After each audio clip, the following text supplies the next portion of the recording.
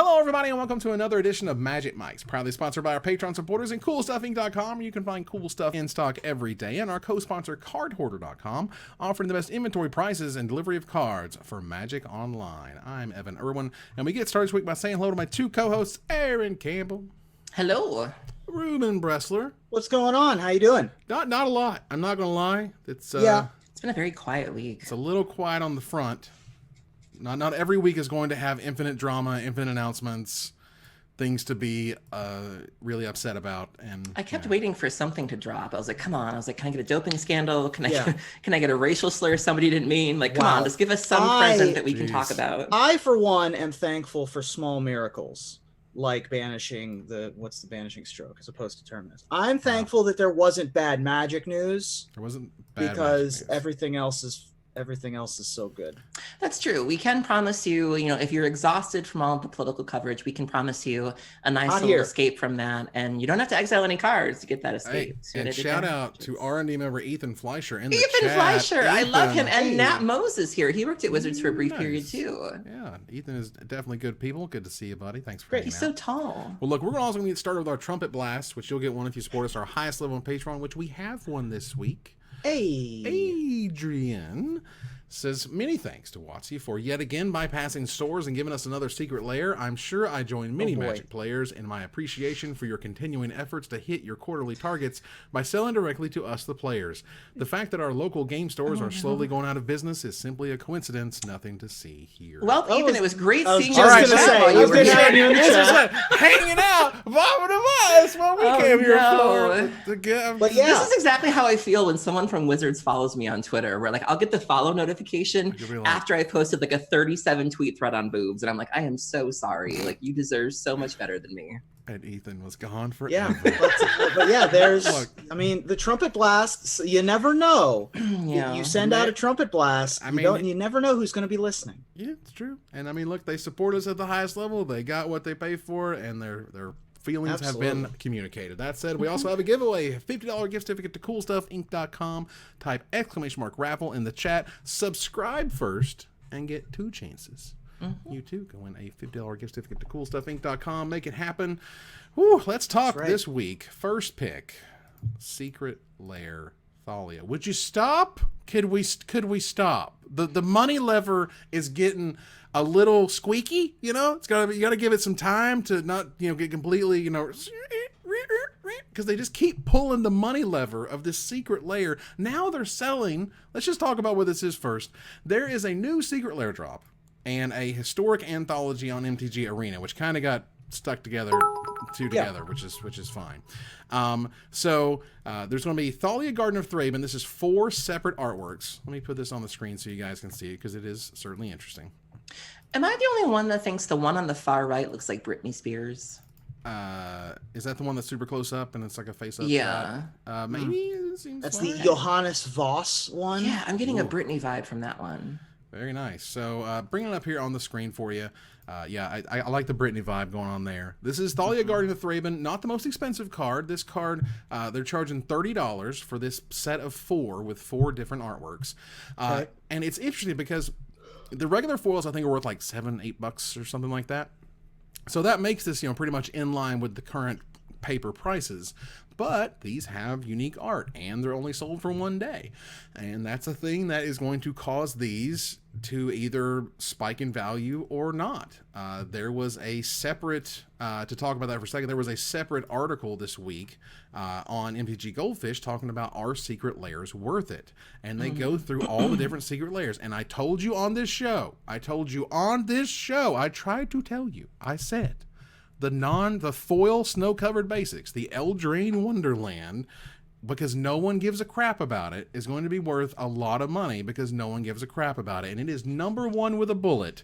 It costs $30 and it's worth $66 right now. So I've seen this happen too many times. The ones that, the ugly ducklings have become really expensive, and this very well could happen because there's not a ton of value to like immediately be made. I don't think you can flip this thing in 2 seconds for twice the value.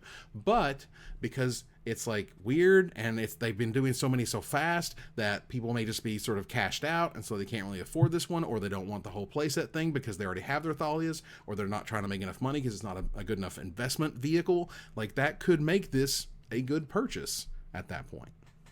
Sure. I mean, you can get a regular printing of Thalia, Guardian of Thraben from Dark Ascension or M25 or whatever, not M25, 25th anniversary. 25th, yeah. Masters 25. For like this price. You could get a playset for like $30, right? Yeah, more or less. So this seems like a fine thing to just get, and maybe half the time, 30% of the time, it explodes like the snow-covered ones. I mean, every deck that has a Thalia in it is running a bunch of Thalias.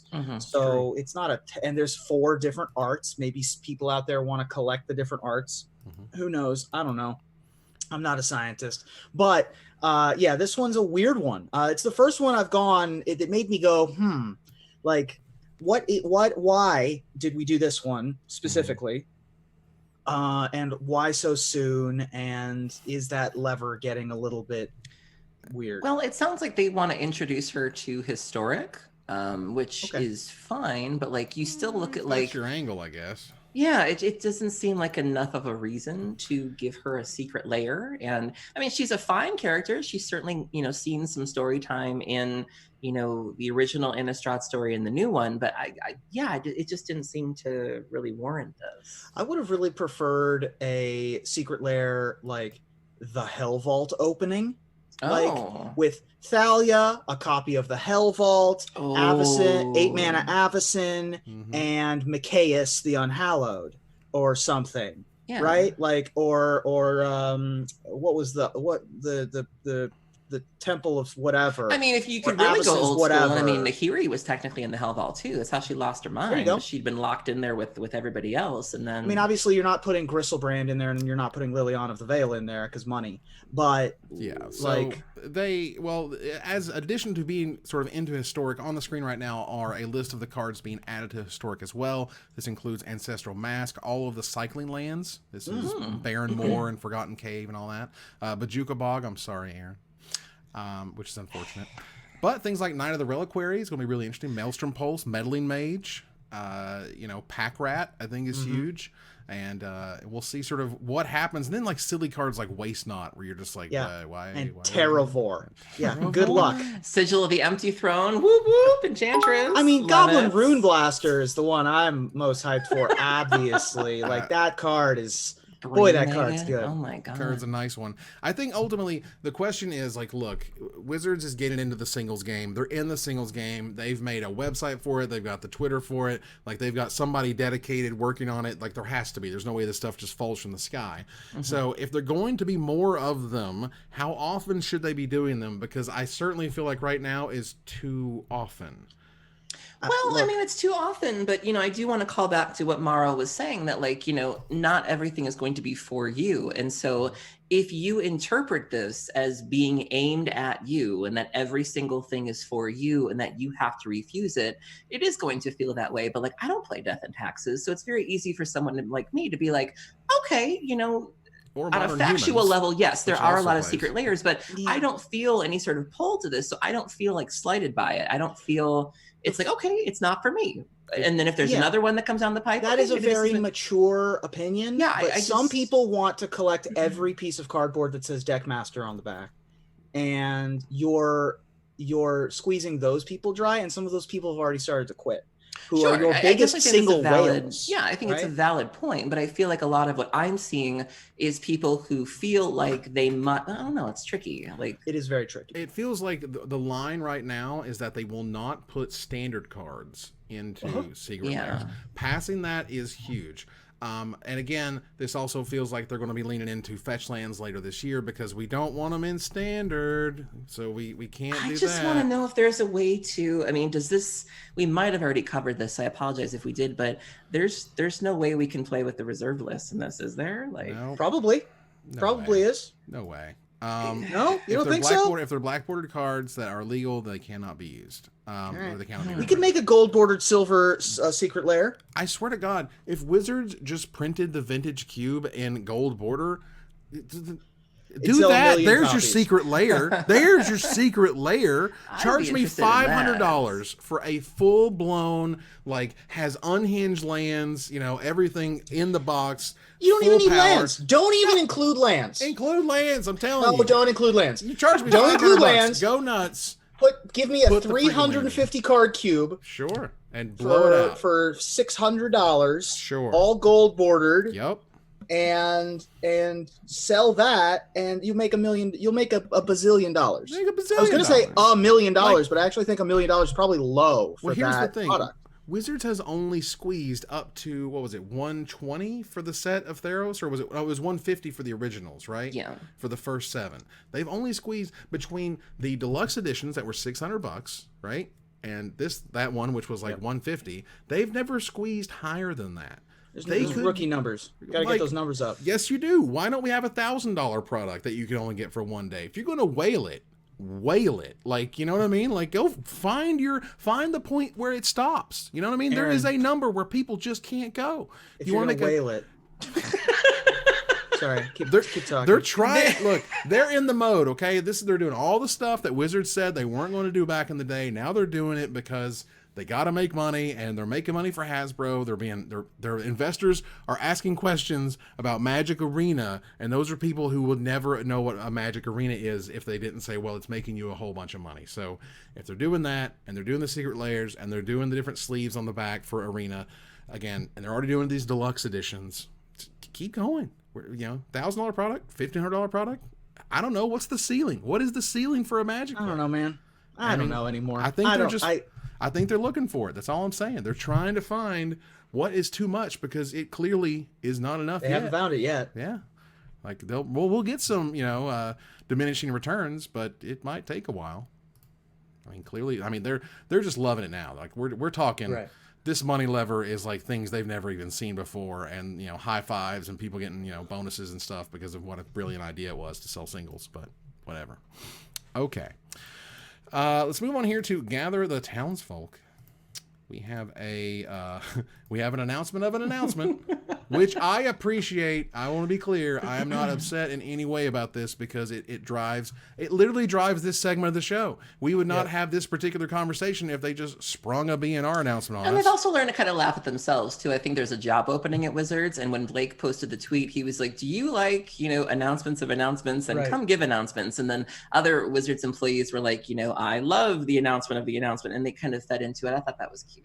Mm-hmm. I'm announcing that I will announce whether I'm going to apply for that position. I'm not going to apply for that. You're not going to apply for that position. We know. That's okay. It's fine. But yeah, I thought that was pretty funny. They at least are laughing at themselves about it. Yeah. The afternoon of March 2nd, 1 o'clock Eastern, they said, hey, in 1 week from this message on March 9th, there will be a ban and restricted list update. Mark your calendars. As previously announced, we plan to give advance warning of any B&R updates moving forward. Is it time for Inverter of Truth to leave? There's a couple targets out there. Underworld Breach has been doing crazy things in Legacy. Inverter's been, wreaking havoc in Pioneer. Amulet of Vigor has been doing a lot in Modern. There's also this weird grinding station deck that Pascal Maynard has been trying to make happen in Modern. Vintage is pretty okay from what I've seen. Standard seems to be fine. I don't think anything's really going on in Pauper either that's a concern. So it'll be interesting to see what the actual target is. Yeah, I mean, there's a bunch of different options, I think, and there's is it the Inverter that's the problem, or is it Dig Through Time that's the problem? Yeah, because even if a deck is a problem, you have to find the right piece. Because or is it Oracle? Yeah, right. Because Wizards is adamant about trying not to get rid of a deck altogether. Like they still want the deck to be viable, they just don't want it to be as efficient as it is currently. So I'm really excited, but a lot of people feel a certain way about this. I just. You go back to Underworld Breach, and I just don't understand it. It's Yogwill. What were they thinking? Seriously, I don't understand it. I want to understand it because I don't, and I'm just like, that is so busted, and it's so obviously busted, and like it's not even doing fun things in the standard. Talk about this in the pre-show where it's like, you know, when they do stuff like Treasure Cruise, oh god, they broke the older formats. Well, it's fine in standard. It was fun. It was usable in a few different decks. That's cool. This isn't seeing any play in standard. It's just a ridiculously busted card in old formats. That's what it does. Is it just? But I do like I like that the Underworld Breach decks are not anything close to what I envisioned, because I knew the card was going to be good. But when I was kind of like fantasizing about it, I was like, okay, these are the cards that are going to go well with it. And honestly, a lot of the decks that I'm seeing are almost like sort of just fairish Jeskai decks with like a twist of like a brain freeze or something like that. But like there are a lot of cards I just couldn't have envisioned it that way. And so I like that. I like that the card is successful in a way that we didn't see coming, as opposed to what I thought it was going to be. It's not this kind of busted. It's this other kind of. But I like that they're taking the risk. I like that they're giving us toys. I mean, I'm happy. I would rather have that than have it be safe and boring. As I've said previously, I do like when they push, you know, I like when they push the envelope. This one, it just, again, it felt like it's so obvious. Like, what is happening with this card at 2 mana? Like, oh my god. Is Stifle playable yet? Are we there yet? I'm not sure if we're there yet, but it's... Where we can stifle Underworld Breach? It hurts us. I don't know what Delver players, where are you? So next week, next Friday, they are going to release the Mystery Booster for WPN stores, WPN premium stores, which there are 6 in Florida from Cool Stuff Games locations. You should check them out. Subtle. I know, right? There's a special event that they're going to hold on that weekend and whatnot. But next Friday, they're going to release the entire set. This is the almost 1,700 card, I think, set total. Yeah. And everything has the same rarity. All the rarities are flat. Now, in the at the GP version, the convention edition of the Mystery Booster, you get playtest cards as your special last card in the pack. And there were not playtest cards in these that are going to be in WPN Storms. These are going to be foils. Now, I have a theory as to why that is, and I got this one from the boss man as I was talking to him about it. And he said, well, look, if playtest cards had failed, you know, if they had like stunk and everyone hated them and whatever, then by the time, you know, the Mystery Booster got to the stores, it would be a problem, right? But if they put foils in these packs, it's always going to work. The packs are always going to be worth something, and they're always going to be desirable. There's never going to be a point in which someone was like, wow, those stupid cards kind of ruined it. Instead, you know, the playtest cards were fantastic. People were really excited about them. They do have value. Some of them have a lot of value. But I think, honestly, they're getting best of both worlds here, where the GP version is still selling out every single location to the point where they have to cut the boosters open before they give them to you. Because people resell them at such a ridiculous rate, which is insane. But, you know, we now have this product, and let me tell you, it is selling incredibly, incredibly well. People are super excited about this thing. It is the ultimate chaos draft product, essentially. And how is the Unset doing? Because that came out this past weekend. It's doing well. Yeah, it's doing very well. Is this unsanctioned? This is unsanctioned, yeah. I haven't seen any real feedback on Twitter from people I follow. So. I've seen good and bad in terms of, you know, anecdotes I've heard from stores. You know, some people opened it and they were like, wow, I didn't like how it actually turned out. I didn't like the foiling. These lands didn't do much for me. Is it hard to get? It's going to be, if that makes sense. It depends. It's one of those things, like, it depends on the region. Like, some stores, you know, sell out. Some stores haven't sold much of none. And, like, online, it's been selling very, very well. So I think part of it could just be almost like an investment type. People like to buy those things, stick them in a closet, and open them in 10 years or sell them in 10 years. But Ruben, closets. Ruben's in one. So listen, don't out me like this. You want me to send you some unsanctioned or something, bud, so you can have friends in there? Fine. Ruben will hold on to your unsanctioned cards in his closets. I'm trapped in the closet. Part 7. Unsanctioned is basically trending to sell out, so if you want it, you should get it sooner than later, because if there is going to be any more, it won't be for many months if they hit the reprint button on that stuff.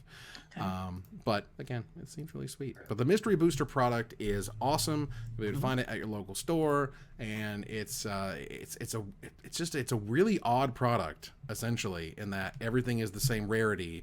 There's plenty of really good money cards in it, essentially, that you could get, Bloomtender and friends. So yeah, I mean, and it's awesome chaos draft. So like, if you get all those things together, It'll get people into stores that get to run at least events, which are great, and are ultimately sort of one of the benefits really of being part of a WPN premium store setup. Cool. Speaking of, segue into this story. We can round back to the other ones here in a second. Wizards of the Coast Play Network, the Wizards Play Network, said that if you make premium by April 7th, you will get full sets and secret lair. A secret lair. A secret lair. Singular. They announced 3 new perks for premium stores with Ikoria, an exclusive event with a killer prize. This would be the Premium Championship, a premium exclusive standard tournament with a full set of Ikoria Lair behemoths as the grand prize. Non-foil set, yeah. Non-foil set. That's really awesome. They'll get 1 copy of select 2020 Secret Lair drops. I don't know what that means. Okay. And get credit for pre-release party tickets. They account towards pre-release allocations for premium stores. I'm not exactly sure what that means either. Forgive me. But let's see. Pre-release parties are a great beginner-friendly pre-release experience. Okay. We want to point players towards the best possible experience, yada, yada. Very interesting. Okay. So I'm not going to try to explain that. The point is, pre-release parties sound like a way to sort of beef up your metrics for like the next thing. Sure. I mean, well, Wizards has essentially asked stores to, be better and improve and invest and, remodel and, showcase, the game as best as possible and, clean your stuff up and make sure your signs are nice and make sure everyone has, a collar and a logo on their shirt and stuff like that. So giving these types of things makes it worth it to do so. That premium championship is fantastic and that's a great idea. I don't know exactly what it means for the select 1 copy of a select drop. For real? 1 copy? Okay. You can have a secret lair as a treat. As a treat. A store can have 1 secret lair. Allow me to explain what I would call my pie in the sky secret lair idea. Wizards, feel free to take notes. I don't claim the things of this idea. Listen, here's what you do, okay? Here's what Wizards want, or here's what the stores want, okay? The stores want butts and seats. They want people to come to the store, okay? So here's what you do. You say, look, stores, the WPM premium stores, okay? And yes, this is going to exclude some people and blah, blah, blah. We can cover that. But the WPM premium stores will have a secret lair that you can only get by getting your butt in that store, pre-ordering on that day. I like it. The stores tell the number to Wizards, and Wizards is able to send that exact amount out, and there you go. And that's your WPM premium secret lair drop. And yes, not everyone has a premium store. And yes, that sucks. But you know what also sucks? Investing thousands and thousands of dollars into your store and not seeing an exact, complete return on it. So if you're able to do that and give them a reason for people to go to stores, that's a positive. Don't just send me like some kittens and be like, here. And I'm like, what you do is you send them 8 of 1 secret lair and 1 of another as the prizes for a tournament. Could do that as well. Like there's plenty of ways. Again, this is about butts and seats. So giving stores one random thing that's worth $60 to $80 even is not going to move the needle on leases that cost tens of thousands of dollars. Like what moves the needle is butts and seats who buy cards, who do drafts, who buy snacks and drinks and all this other stuff, who patronize essentially, that word doesn't word come down anymore, who are patrons of your store and, who help the community grow and help your store grow, and all that stuff works together. And I would hope that they could do something similar or even close to that in the future. You had me at butts and seats. Butts and seats, tell you what. I'll give you the whole seat, but you'll only need the butt. Sorry, keep going. Some unfortunate news today that just dropped earlier was so new we didn't even have it in our doc to start with. Right. Wizards of the Coast has withdrawn from GAMA 2020. The GAMA Expo is in Reno, Nevada. GAMA is for the Game Manufacturers Association. This is the group that represents game stores all around the world, but I believe it might just be focused on the U.S. I can't remember, to be honest. But it is focused on game stores. This is the group that has went to Washington to lobby about tariffs and how tariffs can affect board games and all that stuff. These are the group that does that. Well, Wizards has been looking forward to attending this big expo where a lot of game store owners and runners go to this expo to learn and network and see new stuff and whatnot. But there's the health situation of the COVID-19 coronavirus where everyone is very concerned right now and are playing it very safe. And instead of having the in-person announcements and product information, they're going to do a live stream instead. So that's pretty cool. So those who want to see the future of WP and event management, which is really cool, which is more than likely involve their companion app, which we're actually beta testing a little bit in the Cool Stuff game stores, which is really sweet. But also, what they're going to be doing with Wizards Play Network in the future and how that's going to affect their stores and things like that. So while they can't go, it is nice that you're still able to get some amount of sort of presentation out of it and still get that information out there in the open. Right. And of course, this is touching on one of the big stories of the week, which is the COVID-19 coronavirus that is impacting everybody all over the world. But in terms of events and nerd events in particular, GAMA being one of the many events impacted by this. Emerald City Comic-Con has had a number of groups and people begins pulling out of it. There's a number of things like the like GDC that have seen cancellations. The Arnold Classic in Columbus, Ohio, is being canceled this week as well. So there's a bunch of safety precautions being put in place, and GAMA being just the latest on the menu. Yeah, it also sounds like some Wizards employees have been testing out a telecommute policy where they can work from home. I mean, that's been the thing that people aren't really thinking of when they think of the coronavirus. There's a lot of talk about how many people are infected and how many people passed away, but the long-term effects of this on the economy. I work for a retirement firm, and we make a lot of our money on asset-based fees, and when the market crashes the way it had last week, we lost a lot of revenue on that, and so we've had to tighten our purse strings to where we're not really hiring. We're on a hiring freeze right now, and all non-essential travel is canceled, and so the impact of this goes far beyond the health aspect. And so to see James Bond, the new James Bond movie, they postponed the release to Thanksgiving because they were worried about that. It's part of the reason why Birds of Prey has been why people are speculating that movie didn't do so well, because they weren't able to show it in China, because that's when the epidemic was really getting started. So the financial impact of this really stands to be quite devastating. Even just thinking of the kind of the perfect storm, not to get too political here, but even if like 5% of the workforce is sick, think about that. Think about the impact of that. Yeah, who's there to run businesses? A lot of places don't have the greatest calling in policies, and so even if just a fraction of people are unable to work, you could really see some really big ramifications on that. Yeah, I mean, it is something that a lot of people are having to stare directly in the face going forward. And for those of you out there who are planning to go to a Magic the Gathering event this week, be it at your friendly local game store or at a Grand Prix, step number one, wash your hands. Probably 2 to 3 times more often than you already do. I personally, and I think you guys have seen, you two have seen this at least, I wash my hands between every round. I go to the bathroom and I wash my hands and my face between every round, because you touch your face a lot, you touch the cards touch the table.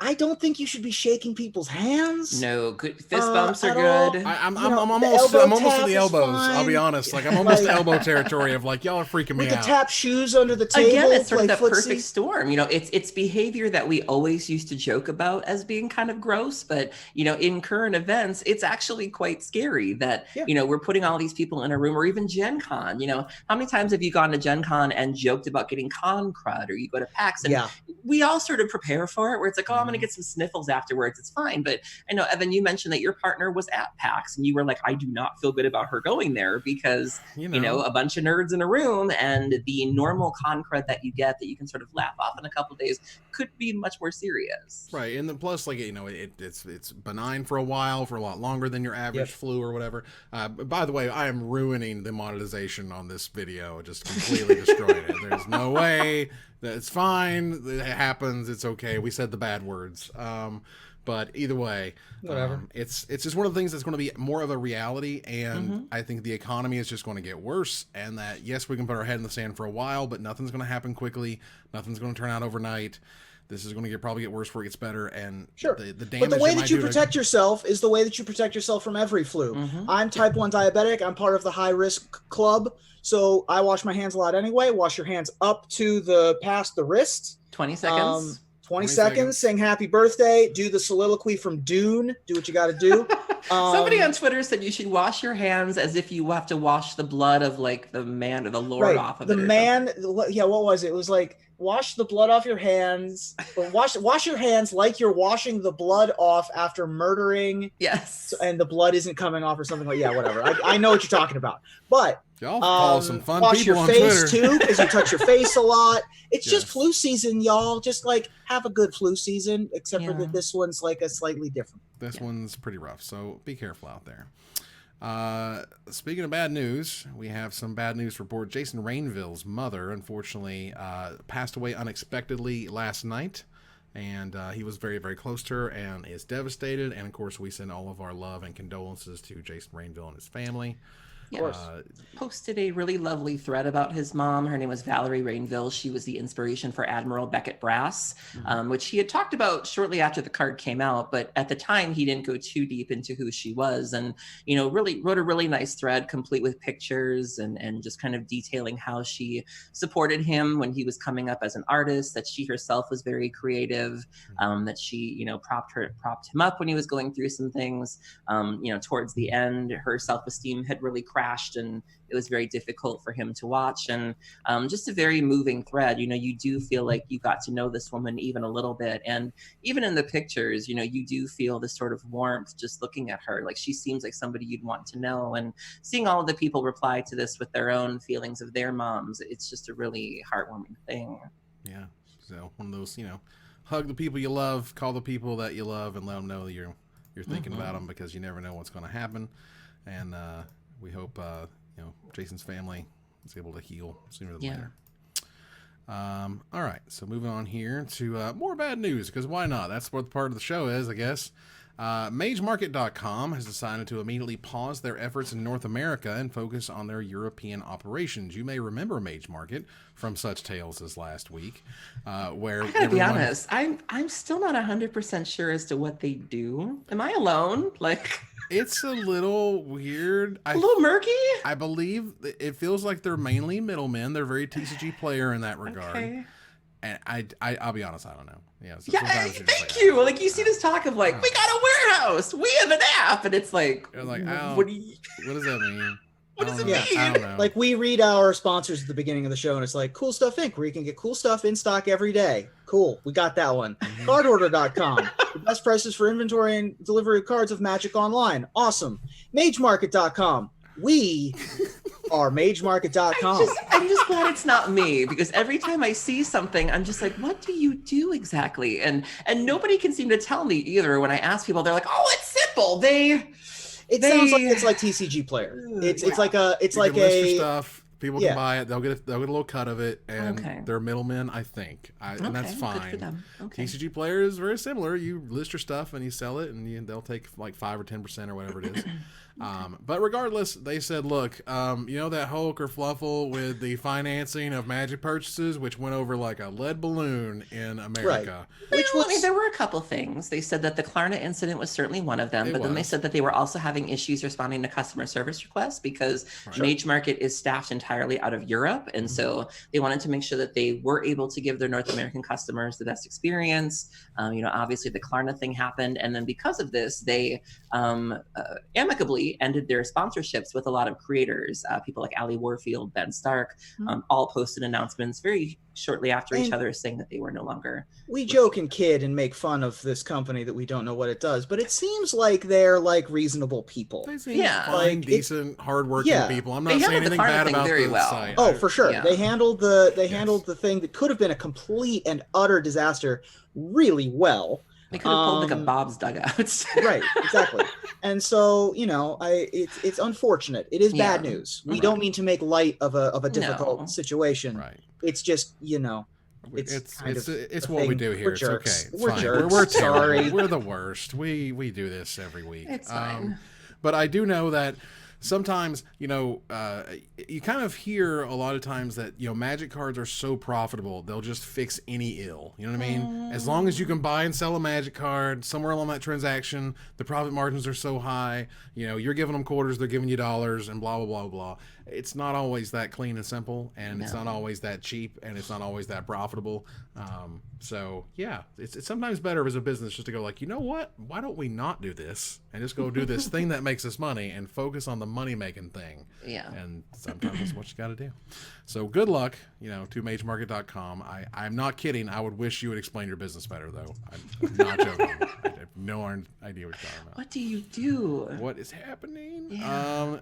Okay, so someone cosplayed as Gavin Verhey. Yes. Which is kind of amazing. Nice. I know it's a slow news week. I'm sorry, but somebody But it's pretty cosplayed as great. Gavin Verhey. Hey, if and that's you are awesome. enough of a personality and you have a look about you that people want to emulate, you've arrived. Right, I think this exactly. is fantastic. He's at this point probably the second most visible In Magic the Gathering. personality, yeah. He's like the Willy Wonka The of official. Magic because he has all like the suits and he's sort of got like this joie de vivre about him and like, oh yeah. Yeah, when you think Magic the Gathering figurehead, you think Mark Rosewater, and now you think Gavin Verhey. Like, Yeah. that's what you think. And that's awesome. I mean, having known Gavin, as an author and player for so long, and then sort of essentially achieving his dream and how he worked on it for so very long, and it's really terrific. And Gavin himself is just such a character. Like he gave a speech or gave a talk on the 1st because he does a thing where he does the March Gladness bracket on his Facebook where you have to vote between things, and he gave a speech on March 1st about how it's taken off in front of like 1,000 people. wow. He lives the weirdest life. And he's never home. Like every time you look at Twitter, he's like, I'm in Kenya. And then he'll be like, I'm in Singapore. And it's like, how? I'm visiting my friends in Iceland. Right. Yeah, exactly. And he has like no plan either. Like he'll just go. And you'll see him on Twitter like, someone got a place to crash. Someone got a food I can eat. I don't really do the clothes. I can do this too. He has lived more in his time than I will in my life, and I am very pleased and happy for him, and it couldn't happen to a better guy. If I was his mama, I would be so worried. I'd be like, where's your insurance? Like, who are you staying with? Like, how do you know these people? Right. What is going on? Right. They I'm so trust me worried for because I him. design cardboard things. Yeah, Good. I Or wish I could trust be them that because carefree. I design, yeah. Fun story. We're slow news week. Who cares? Fun story. 2007 Invitational. Was overseas, so I got to go to Valencia first. Got to Pro Tour Valencia first, and so my mother was like, "You are not leaving until you buy traveler's checks. You have to get traveler's checks. Traveler's checks are necessary." This is 2007, so we're just leaving the 90s behind a little bit. And she's like, "You got to get traveler's checks." So I put like a whole bunch of my money in traveler's checks, and guess who doesn't take traveler's checks? Anyone in Europe. Like, stone anybody. They were just random pieces of paper that I had with me, and I literally just cashed them back out when I went home. It was ridiculous. That's funny. It was ridiculous. Okay. All right. Traveler's checks. I mean, seriously. Could it be more 90s? I'm not sure. Were they printed on vinyl?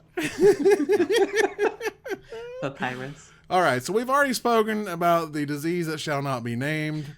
Well, we didn't mention the events, though. MTG Turin is canceled. Yep. Yes. MTG Lyon, as Evan likes to say, Lyon. is on a watch list. Magali will not be at MTG Lyon because she's not feeling very well. Right. She's That is, also by the way, Lyon in Lyon, France, in because case we're the that's folks the way don't. Evan pronounces it. Sure. But Fair. Magali is taking a break to work on some future projects. She also will not be at the GP, so we are hoping that she has a speedy recovery. Her husband is taking over her Twitter account in the meantime, so be sure to send her lots of love. We really, root for her and love her. And even the Judge Academy is getting on board. Apparently, they're going to be releasing a module in terms of how to, stay healthy and prevent the spread of diseases. So even the judges are getting on board. Vendors are backing out. Yep. This is wild. The cancellation of a Grand Prix Is not something big. to do lightly. When's the last time that's happened? Like, it has to have been a So I know long that they time ago. canceled. Like, straight up cancel a Grand Prix. I mean, I was there at Been a Valencia, long for example, time. which was a Pro Tour, which canceled day one because of Day flooding. one because of a flash flood. And then yeah. they had like 12 rounds or whatever on Saturday. And Did finished the they last even rounds on cancel? Sunday. I don't think that they even canceled that Grand Prix in London after the subway attack. I think that one's kept happening. I They think that one definitely still kept happened. playing the Grand Prix in South Africa the week after 9/11. Yeah.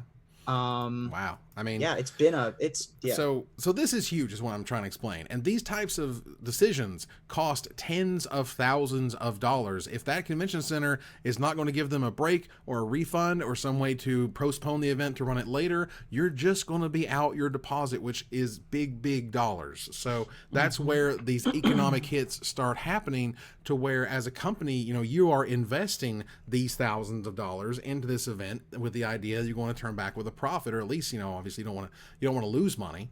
And this is just losing money and having to refund vendors and whatnot that you were going to take. So Wizards of the Coast with the big brain play of making people not want to go to Grand Prix anymore. You did it before all this happened. They had it in the works. Yeah. All I know is this may not be the last Grand Prix that is canceled. This may not be the last. I'm even nervous Magic about event. Detroit. I'm supposed to go to Detroit next weekend, and I'm like, oh God, what are we still going to be able to go? Like, what are we dealing with here? I mean, I don't want it to get to a point where like we can't have pre-releases, because that's a gathering of people all together for an event at a thing. Like, nobody wants that. You got to be careful what you ask on Twitter, because sometimes you might not get the result that you would like. Magic Esports Twitter account on March 2nd asked, one of the wonderful things about Magic Esports is the breadth of play opportunities available to our players. How do you personally prefer to play competitive Magic? They had two options, tabletop and online. No. They started off with tabletop and arena, and then the results skewed overwhelmingly to tabletop. And then I guess I don't think this was a big deal. They ended up deleting the tweet and then replacing it with just online. And some people thought it was some deep state conspiracy to like hide the fact that arena wasn't popular. And they were like, no, girl, we just wanted to include Magic Online. Like, that's it's not what I that would serious. take from that one. Yeah. And then a bunch of grinders were like, conspiracy. And it was just like, come on, dude. So that was silliness, and then came the crushing elbow of 85.8% say tabletop, which was pretty fantastic. To be fair, and I'm going to be Debbie's statistician downer here. Sure. I'm pretty sure that if you're following Magic on Twitter, you are more likely to be a more invested fan. Right? Yeah. Like, this is like having a Twitter poll asking, what your age is, and not getting a bunch of people over the age of 40. Like, obviously, like... Well, they did say competitive Magic, though. So, like, if you're competitive... Sure. You're going to be invested. Well, there are you might not be on Twitter. Magic. There's people that's who fair. might, people who might know that there's events at stores, people who might go to an event at a store, people who might understand even the inklingest thing of competitive play. And like, by the time you are even aware that any of the three of us exist on this planet, you are in the top percentile of Magic players that care about Magic. It is the lifestyle brand of the lifestyle brand for you at that point. And welcome to the fold. And of course, welcome. Thank you. There's a Patreon. There's snacks and a lot There of. are If you, if they had put this, listen, stop. Hey, if now, they put this, if they put this vote on TikTok, they might have skewed differently. Sure. Speaking of TikTok, I just want to give a shout out to this young man who goes by DZMTG. Yeah, he is so funny, and he actually tagged me the other day. He's been coming up with these things about like things Magic players don't want to hear, and he's just so funny. He's really breaking into a market that nobody else has really touched at this point. I know Athena and Chase, Chase Carroll and Athena, were kind of making TikToks for a while there, but that's really undiscovered territory. So I love seeing what he comes up with. He also streams. He does this weird thing where like he green screens everything but his head, so you just see like this floating head in like the arena stream. But good guy, funny guy, good player, like him a lot. It's just it's good, like wholesome content. It's not mean. It's not mean spirited. It's wholesome and it's new. We've always said, when it comes to us personally, that we look at content as, if you're going to make content, you should be doing something that nobody's doing, or you should be doing it in a way that nobody else is. And that is a really good sandbox to be playing in right now, because I don't know what a TikTok is. I don't think many of us do. And if you do, that's a great place to carve your niche. My children are all about the TikTok life. And if you have kids, you're our age or my age, you'll know, like, hey, why don't you shut up about TikTok? Because I'm so tired. TikTok is basically Vine but longer. Right. It tries to sort of say that Wow, it's about Evan, dating yourself music. with Vine. I know, right? God forbid. There used to be this place. Vine is like daguerreotype. It's like when they had the printing press and they turned the candle. Look, TikTok is... It's like the moving picture box. It's the moving pictures. It's like the VCR. Jesus. Look, Ooh. it's silly videos most of the time. There's a lot of surprisingly like well dances. edited in some cases. Like there's a lot of like cuts to things, and like there's a soundtrack and like songs that people haven't heard. Kesha just released a lyric video for her song Cannibal, which came out 10 years ago and that nobody gave a second thought to until kids started playing it on TikTok. And she was like, well, this is a thing now. And like it makes careers for musicians. It makes dance crazes, and I think it's neat. See Massive 13. What did he say? Well, first of all, slow news week. Secondly, Magic Mike's explains TikTok. Oh my god. Yeah. Fine. All I know is no one else seems to be on there doing magic stuff. We could do it. Magic Talks. We could do. We can do it. Yep. Tick your magic talks. That's what we do here. Has TED Talks come out with TED Talks yet? just all right. God. Oh. All right. Let's keep moving here. To some splash damage. It appeared to have leaked, but Wizards also appeared to lean in, which is what they should do. Don't try to act like it didn't leak. It leaked. The Mythic Odysseys of Theros is coming. Beautiful. An official D&D book. And Ruben, I can't help but give this one to you. I can neither confirm nor deny that hashtag the Broken Pact RPG has anything to do with any upcoming Magic the Gathering product having to do with Oh Jesus. Mythic Odysseys. Listen, when I can tell you a thing, I'll tell you a thing. But Magic the Gathering, Dungeons and Dragons, get your chocolate and your peanut butter together. They're doing it again. Ravnica was a blowout success for them. And Theros is a brand new style of world that Dungeons and Dragons hasn't really tried before, the Greco-Roman theme. The cover of both cover arts look absolutely gorgeous. Especially that alternate cover. Alternate cover is insane. They're spectacular.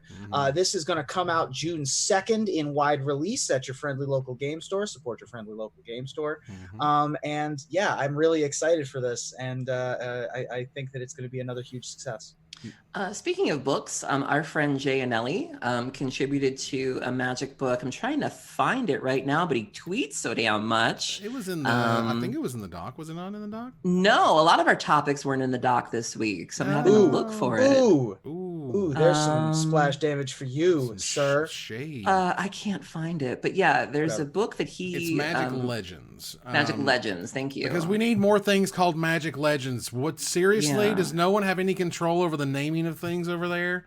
God, like I get it, but like there's a game called Magic Legends. There are legends in Magic itself, which is confusing. And now Magic Legends, the book, because I can't find that which damn isn't book. about the video game. It's just about No. Magic and the history of Magic, and that's cool. And it sucks that I cannot find this right now, and it's annoying. I can't either. But Jay Anelli did write it.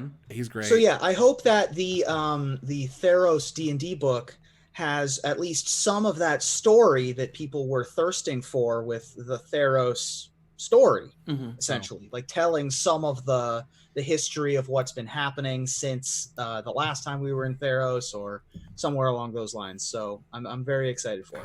And also Commander Legends. Thank you, Ethan. We appreciate you hanging out still. We awkwardly ran into that first little bit. It's a hell of a thing. Look, man, I love Magic. Let's throw some more Magic stuff out. I'm just saying maybe we should also chill love on the Legends moniker thing just a little. There's also a Magic set called Legends. There is. Good thing that one's 25, 27 years old, something like that. Yeah. Okay. That said, obviously, and note that super cool, like 80s-esque, super rad alt art cover is only found at your local game store. Right. So go get that, pre-order that, tell them you want it. Those things are usually heavily allocated, which means your store is going to ask for 20 and they're going to get like 8. So get in early, get in often, tell them that you want it and how you want to be a part of that. So let's move on to Going Infinite. It's been a minute since we went Infinite, which is our sort of brain teasers and or questions. And we've got time. Hashtag Slow News Week. Gavin's choice, Gavin Verhey, had an interesting reply. There was someone who said, Rachel Agnes, Baytog, said, if you could erase one card from Magic's existence, what would it be? And Gavin Verhey said his first guess was Skullclamp. While Mirrodin Block had plenty of broken nonsense, it's very possible no individual card has halted Magic's growth more, at least at the time, than that one. I didn't see that one coming. Yeah, I mean, It's a good one. It's because I was sort of, there, and because I have this weird perspective, which is I came back to Magic as Magic was like getting just completely wrecked by this unbelievable. Like the gif of the guy holding the pizza and the apartment's on fire. I was like, when I left Magic, it was sweet. We were all having fun, and then in the middle of that, there was the horrible combo winner stuff, and when I came back, finally, there was the affinity deck that was just unbelievably unfair, and Skullclamp. Even when it was able, as I recall, even when it was able to be used as a 4-of, did not win the Pro Tour at which you could play 4 of it. I recall Tooth and Nail won that instead of Affinity, which was in and of itself really interesting. But that didn't make the format good. That just meant that at that tournament, at that time, they had the right build and sideboard and play style in order to beat those decks. But ultimately, Skullclamp was one of those cards that, like, I remember when I came back to Magic and I downloaded Magic Online and I opened up my account, and one of the first things I did was buy 4 Skullclamp because that card looked awesome and I wanted to play with that card. And everybody would literally concede to me the instant I played a Skullclamp, and I was like, why are you doing this? I didn't understand how unbelievably wrecked the format had gotten thanks to that one little stupid card. Yeah, interesting question. I'm trying to think of cards that aren't just like dominant. Like Oko is an easy answer here. Oko's a good one. Aetherworks Marvel, I think, is an easy. Aetherwork Marvel is a good one. Just like Sensei's Divining Top maybe is like kind of a sneaky answer. A little bit. I would get rid of Archon Ravager. Ravager's a good one. Ravager. Yeah, Ravager's a really good one. The Skullclamp thing, now that I think about it, it doesn't surprise me because I remember anytime there's like a no modern ban list event, people always place their bets as like what they think the most popular deck's going to be, and more often than not, it's like a Skullclamp deck. Like seriously, like pairing Skullclamp with like a lot of Delvers, Young Pyromancer, things like that is just better than what anyone else is doing, and so it kind of makes sense that it's so problematic. I know in Commander, it usually leads to all sorts of "oops, I won." Like, Right. I remember with Locust God, you pair it with Locust God, Ashnod's Altar, and then you're just like whoop whoop whoop whoop, and it just gets out of control. Yeah, I mean, I'm not sure sort of how sort of big of the mistake is. This is about sort of saving formats. This is about, stopping Wizards' growth, which I think a lot of the Skullclamp did. Yeah, exactly. What is the card that makes the history of Magic better? It's not just a card that was broken or busted. Yeah. Things like Invoke Prejudice would be better to not be in our Right. game. That's a good one. Because of the terrible history behind it. That's the thing, and the artists as well. So those types of things would be nice, just because it sucks to have it in Magic history. Yeah. I'm not sure it's like going to stop the game from being what the game is or whatever. Umazawa's Jitte, as much as I disliked Jitte's a good one. It was a hell of a warping card. At least it made Kamigawa interesting because it didn't have anything else going on. But it was busted, and they did break it. I don't think Jace the Mind Sculptor should be removed from Magic history. I think it's a very important part of Magic history, and in many good ways, not necessarily all bad ones. Even Skullclamp, in terms of, again, as a player at the time, I was really excited about that card. I thought that card was really sweet. Then you learn later how not sweet it is. Astrolabe. It's pretty bad right now. Really gross. This is a lot of recency bias, though. It's true. So yeah, I think Ravager's a really good choice. I actually like that one a lot because it ruined standard and older formats. It made a lot of people quit. It made a lot of other cards get banned with it. Like, that's a really good choice. Yeah, I'm curious how close Mox Opal would be to that. That's very recent. Dryad Arbor. Dryad Arbor's a really good one. Dryad Arbor is an interesting one as well. You could go back and say Tarmogoyf, but I'm beyond it was good. It attacks and blocks. It attacks and blocks. Didn't ruin anything. No. Yeah. All right. So we did ask from our Discord, which you can join as being a part of our Patreon, patreon.com/magicmics. We said, hey, it's a slow news week. We're probably not going to be able to fill necessarily a long period of time of what we have to talk about. So how about a little AMA? Maybe MTG AMA, just some AMA in general. We got a few interesting questions in there. We're going to pick a few to talk about. For example, question, which character would you like to see Wizards develop or explore more of their background? Ruben? Tamio. She's great. She's mysterious. Mysterious. We don't really know where she came from. We don't really know what her deal is. She's just a huge X factor out there. Yeah, Tamio, Ashiok is another good one, where it's like, where are these people from, and what are they doing, and what are their plans? I love the Wanderer. I think is Sure. Yes. It's so unique, and thanks to I lied 18 for that in the chat, which reminded me, because it's almost like Legion. Legion was Professor X's son, and yes. he had like mental psychosis, which caused his mutant abilities to like sort of misfire and have problems. Like, is what he's seen real type stuff? And the idea that the Wanderer has sort of like this, this problem, this kind of this thing that sort of haunts her and like can't stop, and it's just or she or he or whatever has to officially, it's like concentrate to not planeswalk away. That to me is really interesting to see, like where the Wanderer ends up when they just like they can't hold it anymore, and they just like do they just start pop, or does it just take a second, or is there a time period about it? They only last 5 minutes before they pop again, like that type of stuff is really interesting. I think you could dig into and make fun. Aaron, Mr. anything you want to dig Lost into? Any Joseph I would West really spoons? like I hope we get to see more of Aminatu one day. I just remember where I was when that art first came out by Seth McKinnon, and I had never seen anything like that. And I was like, what is this? And then, the cards came out, and then Alison Lowers gave the explanation as to who Aminatu was. And you have this sort of prescient child that can, almost play with time and seems to know things. And there's so much potential there, and so much power there. And so I'm so anxious to see what they do with her. And I still look at that card and it just takes my breath away. I'm just like, damn. And I had Aminatu's Augury as my desktop wallpaper for a while, which was the beautiful art of her like blowing the kiss, and the moths came out, and it was like, damn it, it was just so good, and just one of the most exciting planeswalkers I've seen in a really long time. Yeah, absolutely sweet. And someone also mentioned Angrath, which he was the Minotaur Angry Dad. Minotaur. I want Minotaur Dad Planeswalker. Make Minotaur tokens. Let's Especially see the Minotaur Planeswalker. It wasn't a direction, especially in Rakdos colors, that I wouldn't have expected like devoted father to come from that, because when you first see him, you think black, red, Minotaur, fiery chains. Super evil, right. Terrible, You're thinking, whatever. Some sort of maybe sadist, some, brawler, something like that. And then you just got this cuddly dad, and it was a nice kind of about face that I don't think a lot of people were predicting. Yeah, leaning into that sort of passion angle of red, and the idea that he's kind of a bad guy. He's sort of the black angle, but he's very passionate, loves his family on the red side. Yeah. And then he just wants to go home. Can I just go home? The hell am I doing here? Like most dads do. Like when you take your dad out to go shopping, he's just sitting in the food court. Like, can we go now? Are we finished? Spinning those fiery Did you get the chains. thing? Are you happy now? Do you want a haircut? Can we go now? Yeah. That's what we do here. Did you get the orange Julius? All right. Yeah. And here was a fun one. If you could retcon any Magic lore, what piece of lore would you alter or remove? Right. You don't necessarily have to kill anything. You could just change it. Unpopular opinion. Oh boy, here we go. I want racist Nissa back. Ooh.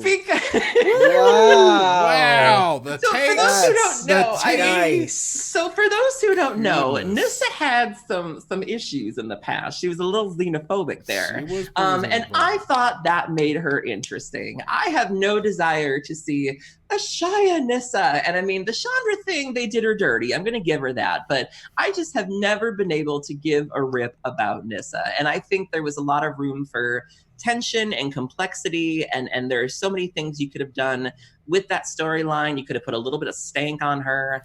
You could have really played with that green, almost black duality there. And just make me care about a character that I just don't care about anymore. Like, make her interesting, give us some conflict, maybe even make her unpopular, or make her unlikable. I'm a big fan of having unpopular women to root for. I loved Faith and Buffy. I love Callisto and Xena. I don't want the shiny, happy princess all the time. I loved Star Wars for Phasma. I root for people like that. And so, just take us back to that. Let us play in that field a little bit. And I'm absolutely there. It does feel like when you kind of sort of look at it and try to pick apart, there's a lot of sort of Mary Sue going on, which is they always get everything right and everything's perfect. There's not a lot of sort of deep character flaws that are easy to, sort of say, well, what's the deep character flaw of Teferi? Like, he screwed up that one time. Like, he's sad about it. You know what I mean? Like, and okay. especially without changing colors, because, they did that with Garrick, where Garrick was a green character then they had to make him black to like justify it. But like, I think they're not letting green be bad. And so to let Nissa be green, have these awful characteristics about her and stay green, you know, don't justify it, make her black and be like, oh, she's Golgari now. No, sit in that green and deal with it and show us that side of green that, you know, nature can be a little, you know, unfriendly vicious. or whatever. Yeah, really play in that. Yeah, there could be some sort of fear that also comes from nature in that you're like, wow, that they're keeping things out, as in they're being very xenophobic, and maybe you can, and that just provides sort of character growth, which is honestly a lot missing a lot of the time. Like, is the character growth of Liliana that whole War of the Spark video, or was it her killing the demons, or was it some mixture? Or was it Gideon getting in her damn way and preventing her from having a moment? That I think is probably where I would have switched. I would have just let Liliana have her hero moment. I mean, Gideon, rest in peace, is okay, but like, let Liliana have a hero moment. I think that's fine. Yes, thank you. It's like, I don't know. That one's a toss-up for me, because I also like that they're going to have Liliana to keep telling the story, and nobody really found Gideon particularly compelling. There we go. But yeah, I think that it robbed her of a thing. Also, off-screen killing Dak Faden was kind of bunk. Yeah, that was not cool. That was not like, well, why? I mean, they had to kill somebody, I guess.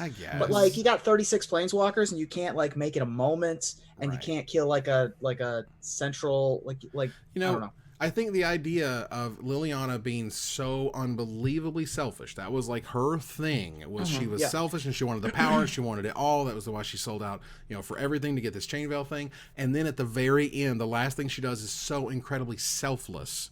That is an arc that you can. It was selfless, but it also gave her the full control, because the whole another aspect of her personality is she's saying, I'm going to die when I'm good and ready. You know, I'm not ready to go yet. So I'm going to keep these deals going. I'm going to keep this contract. I'm going to master death. And then to have her finally say, you know what, this is my time. I'm ready. I'm going out on my terms. Like, it was just such a perfect 360, and it just sucked that Gideon was like, I'll handle this, and it was like, could you not? It's like, she's going to take down the baddest of the bad, and she's going to and it does line up with his character quite well, because we've seen it with Gideon's arrogance. So I mean, they are doing him well with that, but just it's a choice. You know what I mean? I'm not saying the choice was terrible. It's just I feel like a different choice may have been a better result. That's all. Yeah. That said, let's turn the corner here to the finisher. The Theros campaign setting is coming for Dungeons and Dragons. Coming this June, clash with the gods of Theros in this campaign sourcebook for the world's greatest role-playing game in Mythic Odysseys of Theros.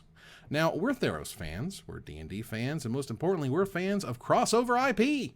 And so, it seems, is Hasbro. What with Ponies the Galloping, Transformers and G.I. Joe mashups, and Nerf plus Fortnite, and many more.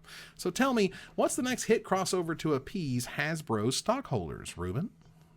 Magic and D&D is a brand crossover that I'm a huge fan of, obviously, but I think we can add more to the exciting role-playing world of Dungeons and Dragons. So I'm excited to announce a product featuring some of the most flavorful world building I've ever seen with the newest D&D release, Sweet Adventures in Candyland. Oh my god, I'm gonna be Princess Lollipop so bad. Imagine the skills that you'd have would be insane. Terrific. You're a gumdrop and you're a lollipop. That's how it works. That's fantastic. Aaron? I deal you 8d6 with my sweet tooth attack. Well, we've tried Transformers movies, and those have been okay. We've tried G.I. Joe, Battleship, and Power Rangers, and those have also been some movies. But we're leaving cash on the table without turning Hasbro's best IP into a full-length feature. Because you're not safe. It can hear you. It can see you. The horror hit of the summer, Furby. Rated R. Coming to get you. That is terrifying. They're creepy, yeah. One of those in the dark? Yeah. Fear. Right? Fear. No. Hasbro has had the Peppa Pig and Death Row Records IPs for months now, and still I have no crossover. So I'm excited for the summer release of the surely multi-platinum selling album from the producers of the hit children's TV show and The Chronic. Snoop Piggy Pig presents Piggy Style. Oh my god. We did it. So for those who don't know, we don't read the jokes until we get here. So we didn't see I had no idea where that was going until just now. But that Oh ends my God. another live episode of Magic Mics. Thanks for joining us here to discuss all things Magic. Thank you, Aaron. Oink, oink. Thank you, Ruben. Thank you. Give us somebody to raid. Somebody to raid as we move to our final slide. I'm gonna raid you like a Mardu. Goodness, I want to thank our sponsor, CoolStuffInc.com, our co-sponsor, CardHoarder.com, my co-hosts, Aaron Campbell and Ruben Bressler. You guys for watching or listening, and hope you support us at patreon.com/magicmics as we actually go to our final slide now. Please follow, like, tweet, favorite, share, subscribe to everything social tells people we exist. They don't normally get to see me do that. Catch us online on our Discord, twitch.tv at Magic Mics, on Twitter at Magic Mics Cast, our Magic Mics subreddit, and like the Magic Mics page on Facebook. Talk to us privately at magicmicspodcast@gmail.com. Follow the audio-only podcast at magicmicspodcast.libsyn.com, or find us on iTunes, or join us here next week, same time, same place, for another episode of Magic Mics. Good night, everybody.